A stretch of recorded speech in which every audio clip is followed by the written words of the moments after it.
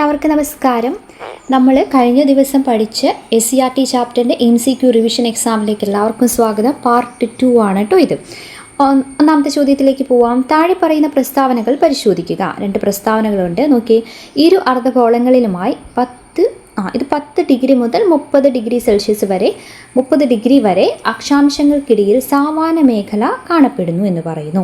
ഇനിയോ, ആഫ്രിക്കയിലെ ഉഷ്ണമേഖലാ പുൽമേടുകൾ ലാനോസ് എന്ന പേരിൽ അറിയപ്പെടുന്നു. ഏതാണ് ശരി എന്നാണ് നമ്മളോട് ചോദിച്ചിട്ടുള്ളത്. ഏതാണ് ശരിയായിട്ടുള്ളത്? ഒന്ന് മാത്രം അല്ലേ? അതായത് ആഫ്രിക്കയിലെ പുൽമേടുകൾ സാവന എന്നാണ് അറിയപ്പെടുന്നത്. ലാനോസ് എന്ന് പറയുന്നത് എവിടെയാണ്? വെനസ്വേലയിലാണ് അല്ലേ? വെനസ്വേലയിലാണ്. അതാണ് രണ്ടാമത്തെ തെറ്റിയത്. അടുത്ത ചോദ്യത്തിലേക്ക് പോവാം. തെക്കേ അമേരിക്കയിലെ ബ്രസീലിൽ കാണപ്പെടുന്ന ഉഷ്ണമേഖലാ പുൽമേടുകൾ അറിയപ്പെടുന്ന പേരെന്താണ്? ബ്രസീലിൽ ഏതാണ്? ക്യാമ്പോസ് ആണ്, ക്യാമ്പോസ്. അടുത്തത്, സാവാന കാലാവസ്ഥാ മേഖലയെ സംബന്ധിച്ച് താഴെ പറയുന്ന പ്രസ്താവനകൾ തെറ്റായതേത്? ഇവിടെ ഉഷ്ണവും ആർദ്രവുമായ വേനൽക്കാലമാണുള്ളത്. തണുപ്പ് കൂടിയ വരണ്ട ശീതകാലം അനുഭവപ്പെടുന്നു.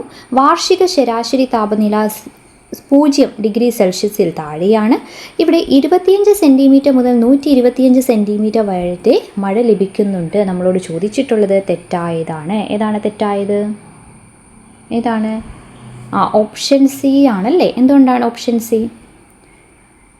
ഉഷ്ണമേഖലാ പുൽമേടുകളിലെ വാർഷിക ശരാശരി താപനില എന്ന് പറയുന്നത് 21 ഡിഗ്രി മുതൽ 32 ഡിഗ്രി സെൽഷ്യസ് വരെയാണ്. അതുകൊണ്ടാണ് തെറ്റ്. 0 ഡിഗ്രി താഴെ എന്നാണ് പറഞ്ഞിട്ടുള്ളത് താപനില. അത് തെറ്റാണ്.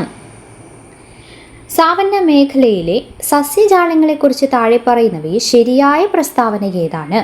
ഇലപൊഴിയും വൃക്ഷങ്ങളും ഉയരം കൂടിയ പുല്ലുകളുമാണ് ഇവിടുത്തെ പ്രധാന സസ്യങ്ങൾ.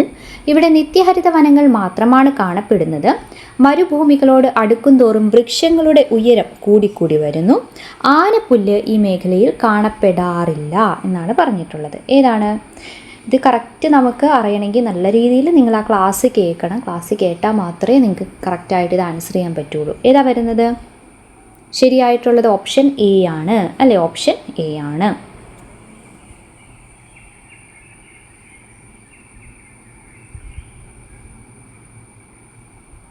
അടുത്ത ചോദ്യം, താഴെ പറയുന്നവയെ സാവന്ന മേഖലയിൽ ജീവിക്കുന്ന പ്രശസ്തമായ കന്നുകാലി വളർത്തൽ പ്രധാനമാക്കിയ ഗോത്രവിഭാഗം ഏതാണ്? ഏതാണ്? മസായികൾ അല്ലേ? മസായികളാണ്. കിഴക്കൻ ആഫ്രിക്കയിൽ ഉള്ളതാണ് മസായികൾ. സാവന്ന മേഖലയിലെ കൃഷിയുമായി ബന്ധപ്പെട്ട് താഴെ പറയുന്ന പ്രസ്താവനകൾ പരിശോധിക്കുക. മഴ കുറവായതിനാൽ ഇവിടെ വ്യാപകമായി തണ്ണീർത്തട കൃഷി രീതിയാണ് ഉപയോഗിക്കുന്നത്. കിഴങ്ങ് വർഗ്ഗങ്ങളും ധാന്യങ്ങളുമാണ് ഇവിടുത്തെ പ്രധാന കൃഷി. ഏതെല്ലാം പ്രസ്താവനകളാണ് ശരിയായിട്ടുള്ളത്? ഏതൊക്കെയാണ് ശരിയായിട്ടുള്ളത്? രണ്ടാമത്തെ അല്ലേ? അതായത് ഓപ്ഷൻ ബി മാത്രമേ ശരിയായിട്ടുള്ളൂ. ഇവിടെ മഴ കുറവായതിനാൽ തണ്ണീർത്തട കൃഷിയാണ് അവിടെ വരുന്നത്. അല്ല, ഡ്രൈ ഫാമിങ് അല്ലേ? നമ്മൾ പറഞ്ഞിരുന്നു ഡ്രൈ ഫാമിംഗ് ആണ് വരുന്നത്. അടുത്ത ചോദ്യം, താഴെ പറയുന്നവയിൽ ആഫ്രിക്കൻ ഭൂഖണ്ഡത്തിൽ സ്ഥിതി ചെയ്യാത്ത മരുഭൂമി ഏതാണ്? ആഫ്രിക്കൻ ഭൂഖണ്ഡത്തിൽ സ്ഥിതി ചെയ്യാത്തതാണ് ചോദിച്ചിട്ടുള്ളത്. ഏതാ വരുന്നത്? അറ്റക്കാമ. Option C. അതെവിടെയാ? അത് ചിലി അല്ലേ? തെക്കേ അമേരിക്കയിൽ ചിലിയിലാണ്. ഉഷ്ണമരുഭൂമികളുടെ സ്ഥാനത്തെക്കുറിച്ച് താഴെ പറയുന്ന പ്രസ്താവനകൾ പരിശോധിക്കുക. ഭൂഖണ്ഡങ്ങളുടെ കിഴക്കൻ ഭാഗങ്ങളിലാണ് ഉഷ്ണമരുഭൂമികൾ പൊതുവെ സ്ഥിതി ചെയ്യുന്നത്. വാണിജ്യവാദങ്ങൾ കര കടന്ന് പടിഞ്ഞാറൻ തീരങ്ങളിലേക്ക് എത്തുമ്പോഴേക്കും ഈർപ്പം നഷ്ടപ്പെടുന്നതാണ് മരുഭൂമി രൂപീകരണത്തിന് ഒരു കാരണം. ഏതെല്ലാം പ്രസ്താവനകളാണ് ശരിയായിട്ടുള്ളത്? എന്തിനെ പറ്റിയാണ്? ഉഷ്ണമരുഭൂമിയെ പറ്റിയിട്ടാണ് ചോദിച്ചിട്ടുള്ളത്. ഏതെല്ലാം പ്രസ്താവനയാണ് ശരിയായിട്ടുള്ളത്? 2 മാത്രം അല്ലേ? 2 മാത്രമാണ്. എന്തുകൊണ്ടാണ്? ഒന്നാമത്തേൽ പറയുന്നത് ഭൂഖണ്ഡങ്ങളുടെ കിഴക്കൻ ഭാഗങ്ങളിലാണ് ഉഷ്ണമരുഭൂമികൾ പൊതുവെ സ്ഥിതി ചെയ്യുന്നതെന്നാണ്. കിഴക്കൻ ഭാഗങ്ങളിലാണോ? അല്ല, പടിഞ്ഞാറൻ ഭാഗങ്ങളിലാണ്. അതാണ് തെറ്റായത്. ഓക്കെ, ഇത്രയും മൈന്യൂട്ടായിട്ടുള്ളത് കറക്റ്റായിട്ട് പഠിക്കണം. അടുത്ത ചോദ്യം, ഭൂമുഖത്ത് ഏറ്റവും ഉയർന്ന താപനില രേഖപ്പെടുത്തിയ മരുഭൂമി പ്രദേശങ്ങളിൽ ഒന്നായ അൽ അസീസിയ ഏത് മരുഭൂമിയിലാണ് സ്ഥിതി ചെയ്യുന്നത്?